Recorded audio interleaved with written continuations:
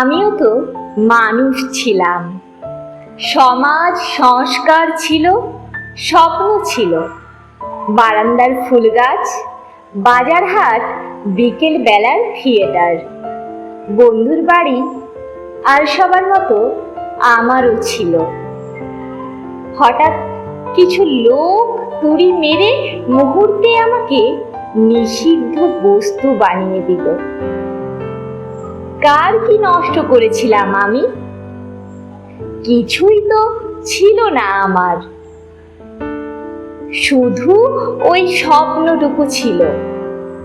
ওই স্বপ্ন সম্বল করে বেঁচে ছিলাম সুখে স্বস্তিতে। ব্যস্ত শহরের ভিড়ে, রোদে ভিজে, আর সব মানুষের মতো আমারও ওই সামান্য বেঁচে থাকাটুকু কেন কেড়ে নিতে হবে কারো?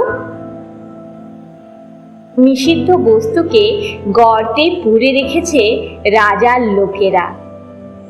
ধর্ম ধ্বংস করা ডাইনিকে অবশেষে পাকড়াও করা গেছে।